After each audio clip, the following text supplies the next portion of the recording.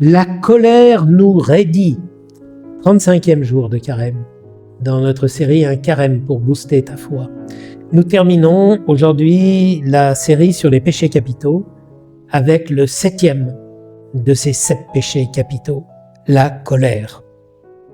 Alors la colère, c'est un péché qui va se manifester de bien des manières. Certains pourraient dire « Oh moi, non, je ne suis pas guetté par la colère, je me mets jamais en colère contre les personnes. » Oui, et puis dès qu'ils sont tout seuls dans leur voiture et que quelqu'un leur grille la priorité, ils se mettent dans une colère noire, mais comme il n'y a personne pour le voir, ils estiment que ce n'est pas un péché. Et pourtant, dans ce moment-là, ils vont avoir traité les autres de tous les noms. Il y a des personnes qui peuvent avoir la réputation d'être des calmes et qui, quand elles sont seules au volant, sont vraiment absolument terribles. La colère, c'est comme un acide très corrosif, un acide qui va attaquer. Mais alors, le grand danger de la colère, de cet acide corrosif, c'est que ce n'est pas contre les autres qu'il va être le plus grave, mais contre celui de qui sort la colère. La colère est un acide corrosif qui va faire un travail de destruction en moi qui suis colérique. Oui, ça fait du mal à l'autre, parce que dans ces moments-là, nos mots dépassent notre pensée et ils peuvent être blessants. Je peux blesser l'autre.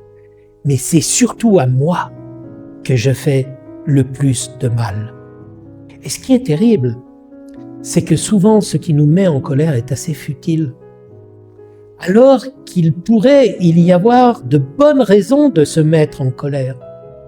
Par exemple, on pourrait être en colère du fait qu'on trouve tout l'argent nécessaire pour faire la guerre et qu'on ne trouve jamais l'argent nécessaire pour aider ceux qui meurent de faim chaque jour. Il y a un livre qui a été écrit il y a un certain nombre d'années qui portait un titre suggestif « Indignez-vous ». Nous devrions avoir de l'indignation pour un certain nombre de situations qui sont intolérables. Mais ça, souvent, nous n'en avons pas de l'indignation. Par contre, nous allons nous mettre en colère pour des raisons extrêmement futiles. Vous comprenez au terme de ce parcours sur les 7 péchés capitaux que si j'ai voulu les présenter, évidemment, comme je le disais avec humour, ce n'est pas pour vous apprendre comment on peut mieux les commettre. Mais ce que je voudrais, c'est que nous puissions mieux les connaître, que nous puissions mieux repérer les ravages qu'ils peuvent faire dans notre cœur et dans le cœur des autres. Et finalement, ces péchés capitaux, ils sont comme des signaux d'alarme, des voyants qui sont là pour nous dire « Attention, quand tu ressentiras l'envie ou la colère, tu devras t'interroger quel besoin légitime j'essaye de combler en utilisant ce mauvais moyen. » Et je te laisse faire le travail pour tous les autres péchés capitaux. Ce sont des voyants qui doivent nous interroger. Alors bon 35e jour de carême, et demain, c'est dimanche.